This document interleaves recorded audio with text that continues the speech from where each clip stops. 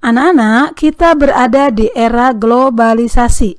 Dapatkah kamu menyebutkan dan menjelaskan fakta tentang globalisasi yang ada di sekitarmu? Assalamualaikum warahmatullahi wabarakatuh. Apa kabar anak-anak? Alhamdulillah ya, pagi ini kita berjumpa lagi dalam pembelajaran tema 4, globalisasi, subtema 1, globalisasi di sekitarku. Ya, pada pembelajaran 1, ayo kita perhatikan. Anak-anak, kita berada di era globalisasi. Dapatkah kamu menyebutkan dan menjelaskan fakta tentang globalisasi yang ada di sekitarmu? Ayo mengamati. Amati berbagai produk yang ada di sekitarmu. Produk tersebut bisa berupa pakaian, tas, atau sepatu yang kamu, temanmu, dan gurumu kenakan. Bisa juga makanan dan minuman, atau produk lain yang ada di sekitar kelas dan sekolah. Bisakah kamu menerka negara mana yang memproduksinya? Nomor 1, nama produk. Ya, kamu misalnya melihat teman kamu memakai tas. Nah, kamu bisa tulis nomor 1 tas. Nah, kamu bisa perhatikan negara asal. Kira-kira di mana nih dibuatnya? Oh, Indonesia. Berarti tulis Indonesia, ya. Kemudian kamu perhatikan temanmu atau dirimu sendiri memakai apa? Nah, produknya sepatu. Oke, tulis sepatu. Negara asal mana, Nak? Kamu perhatikan sepatunya. Oh, ini Indonesia. Oke, ditulis Indonesia. Kemudian nomor 3, baju batik misalnya. Temanmu pakai baju batik atau kamu kebetulan pakai batik. Negara asal mana nih batik? Indonesia. Nah, seperti itu ya. Dan misalnya apalagi nih temanmu atau bu guru pakai handphone. Nah, kamu perhatikan handphone. Nah, biasanya handphone ini terkenal dari negara mana? Dari Cina ya. Nah, pokoknya peralatan yang ada di sekitar kalian, yaitu misalnya ada buku, ada jam tangan, kamu tulis. Nah, buku nih, buku buatan mana nih? Produk asal mana nih negaranya? Oh, Indonesia, kamu tulis Indonesia. Kemudian ada jam tangan. Jam tangan dari mana, Nak? Kamu lihat mereknya. Oh, ternyata dari Swiss ya. Kemudian boneka-boneka, banyak boneka ya. Nah, ternyata dari mana nih? Ternyata dari negara Cina ya. Nah, kemudian perhatikan di peta ya. Nah, petanya nanti kamu perhatikan, amati baik-baik. Nah, kemudian nanti terlihat di situ batik ya. Batik itu dari mana ya? Dari Indonesia ya. Kemudian ada karpet nih. Karpet itu dari mana, Nak? Dari Turki ya. Kemudian boneka tadi dari Tiongkok, dari Cina ya. Kemudian mobil. Mobil dari mana nih? Oh iya, dari Jepang mobil ya. Jam tangannya tadi udah dari Swiss dan susu dari Selandia Baru. Nah, anak-anak, globalisasi memungkinkan beragam produk dari negara lain dapat kita temui. Kita bisa menemui berbagai makanan dari negara lain seperti pizza, jam tangan, atau boneka dari negara lain. Produk Indonesia juga bisa ditemui di luar negeri, misalkan batik.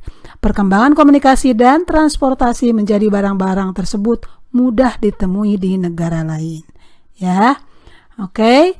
Sekarang perhatikan, pada era globalisasi ini, Indonesia juga melakukan kerjasama dengan negara lain, termasuk dengan negara-negara ASEAN. Ya, nah coba kalian pikirkan bagaimana peran Indonesia dalam kerjasama di bidang sosial budaya dengan negara ASEAN.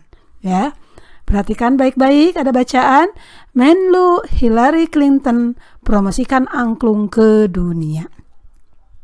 Menjelang akhir pertemuan ke-44 Menteri Luar Negeri ASEAN, tepatnya pada tanggal 22 Juli 2011 malam, di Hotel Nusa Indah Bali diselenggarakan acara makan malam. Acara tersebut dihadiri lebih dari 50 Menteri Luar Negeri. Tampak Menteri Luar Negeri Amerika Hillary Clinton dan Menteri Luar Negeri dari negara-negara ASEAN, Cina, Rusia, Uni Eropa, peninjau, dan tamu dari berbagai negara lain. Tentu saja berbagai makanan tradisional dihidangkan dan berbagai kesenian daerah ditampilkan, seperti tari-tarian tradisional Jakarta, Bali, dan Aceh. Sebagai acara puncak adalah penampilan angklung interaktif oleh Saung Mang Ujo. Semua hadirin dibagikan angklung berbagai tangga nada, kemudian memainkannya bersama-sama dengan dipimpin oleh Daeng Ujo. Tampak semua undangan berbahagia. Mereka dihadiahi angklung yang baru saja mereka mainkan sebagai tanda mata dari Indonesia. Each for you a souvenir from Indonesia, kata Daeng Ujo sang komandan. Malam yang berkesan itu sangat membantu dalam menciptakan iklim yang kondusif. Malam tersebut membuat pertemuan para menteri luar negeri ASEAN dari berbagai pertemuan bilateral lainnya berlangsung sukses. Foto Ibu Hillary Clinton pun menghiasi berbagai surat kabar di dunia. Berkat angklung, Bu Hillary Clinton pun menjadi duta Indonesia. Oke, perhatikan pertanyaan bacaannya ya. Berdasarkan artikel berita tadi, nomor 1. Perhatikan baik-baik. Bagaimana bentuk kerjasama Indonesia dengan negara-negara Asia Tenggara di masa globalisasi ini? Bagaimana jawabannya, Nak? Ya, bentuk kerjasama yang terjalin merupakan kerjasama regional yang melibatkan Indonesia dengan negara-negara Asia Tenggara. Saat ini, organisasi ASEAN menjadi wadah kerjasama di berbagai bidang seperti politik, ekonomi, keamanan, sosial, dan budaya. Ya. Kemudian perhatikan nomor 2. Bagaimana peran Indonesia dalam kerjasama tersebut? Ya, apa perannya, Nak? Ya, Indonesia pernah menjadi tuan rumah. Ya, Indonesia pernah menjadi tuan rumah penyelenggaraan pertemuan kerjasama. Kemudian menjadi salah satu pendiri ASEAN. Kemudian Indonesia pernah memimpin ASEAN juga. Dan Indonesia juga menciptakan perdamaian, ya, turut serta menciptakan perdamaian di Asia Tenggara. Oke, nomor 3, bagaimana peran angklung dalam acara tersebut? Apa perannya, Nak, dengan hadirnya kesenian angklung? Jawabannya adalah mampu menghadirkan kebahagiaan bagi semua undangan. Ya, baik, anak-anak. Sekarang coba perhatikan kerjasama di Indonesia dengan negara di Asia Tenggara di bidang sosial budaya di masa globalisasi. Ya, bagaimana di bidang sosialnya? Ya, yaitu kerjasama untuk kepentingan kemanusiaan. Kemudian apa lagi, Nak? Menjaga perdamaian. Ya, apa lagi sayang? Mewujudkan Asia Tenggara bebas narkoba. Ya, bagaimana peran Indonesia dalam hubungan kerjasama dengan negara di Asia Tenggara? Yang tadi kerjasama untuk kepentingan kemanusiaan, contohnya bagaimana? Yaitu Indonesia mengirimkan bantuan kepada negara-negara yang dilanda bencana atau konflik. Ya, kemudian bagaimana bentuk kerjasama? Tadi Ibu bilang menjaga perdamaian antar negara anggota. Peran Indonesia apa? Yaitu ikut menyelesaikan konflik Kamboja, ya, Kamboja. Kemudian tadi bentuk kerjasamanya apa? Mewujudkan Asia Tenggara bebas narkoba. Ya, apa peran Indonesia di sana? Yaitu melakukan upaya-upaya pemberantasan narkoba. Nah, sekarang yang budaya. Apa sih bentuk kerjasamanya untuk budaya? Yaitu memperkenalkan negara-negara anggota melalui lembaga pendidikan, ya, seperti sekolah. Nah, apa peran Indonesia? Peran Indonesia adalah memberi sponsor seniman-seniman lokal untuk mengadakan pentas seni di negara tetangga, ya. Kemudian bentuk kerjasamanya misalnya menyelenggarakan festival dan pekan film. Kita apa peran Indonesianya di situ? Yaitu mengundang seniman dari negara tetangga, ya. Kemudian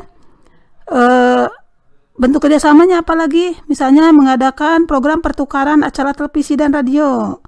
Nah, peran Indonesia apa? Yaitu mendukung program pertukaran pelajar antar negara-negara anggota ASEAN, ya, termasuk beasiswanya juga. Misalnya peran di sini mengadakan program pertukaran, ya. Oke. Nah, itu diantaranya untuk bidang budaya, ya. Nah, anak-anak, Kita sering mendengar bahwa abad 20 merupakan abad globalisasi. Berbagai peristiwa dari berbagai belahan dunia dapat kita saksikan langsung melalui layar televisi pada jam, menit, atau bahkan detik yang sama.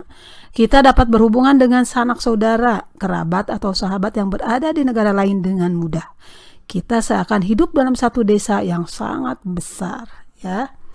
Nah, sekarang ayo kita baca teks eksplanasi ilmiah berikut dengan teliti, ya.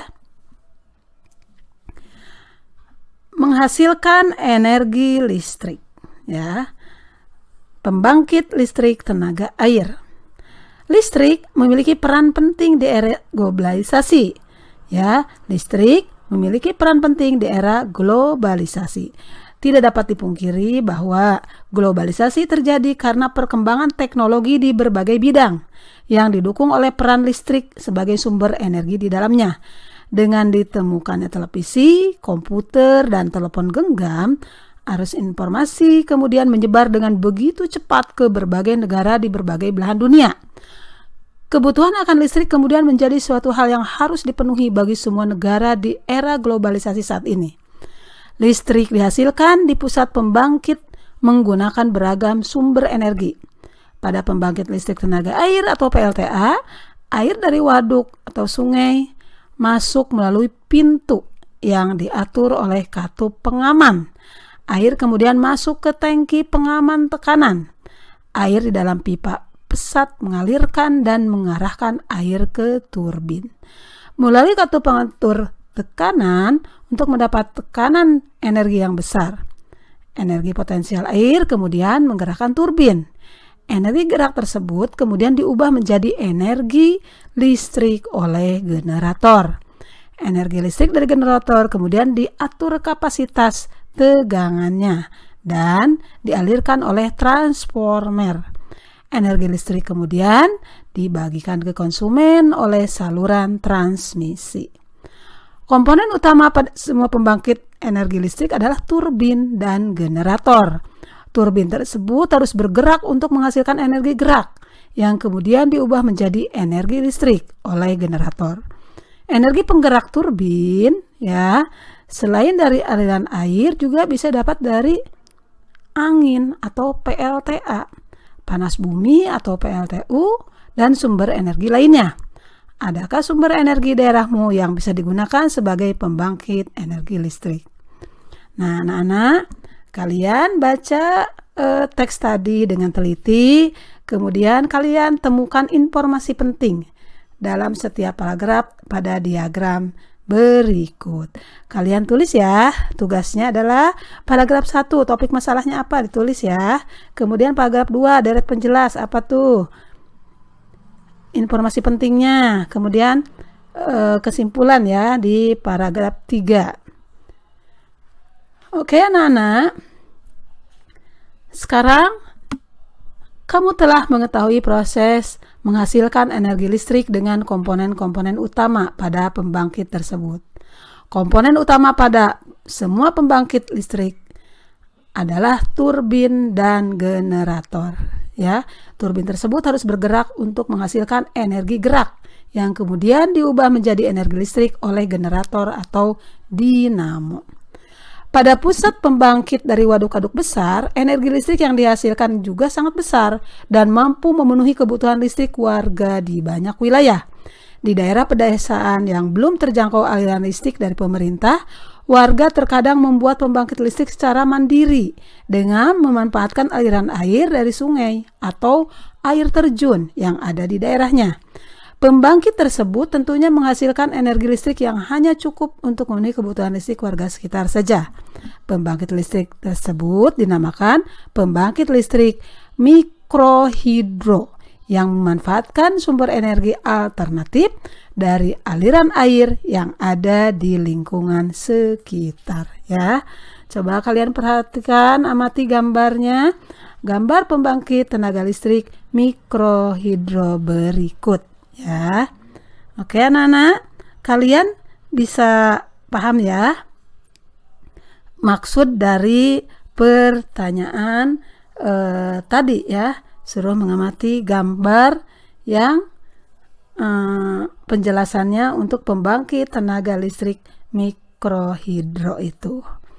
Baik, anak-anak, kalian bisa langsung nanti menjawab pertanyaan-pertanyaan ya. Pertanyaan yang sudah Ibu sajikan. Nah, di sini di halaman terakhirnya ada ya. Amati benda-benda yang ada di sekitarmu, pakaian, barang elektronik, peralatan rumah tangga, dan kendaraan. Apakah kamu menemukan produk-produk yang berada dari lintas negara? Catat temuanmu pada tabel di bawah ini ya.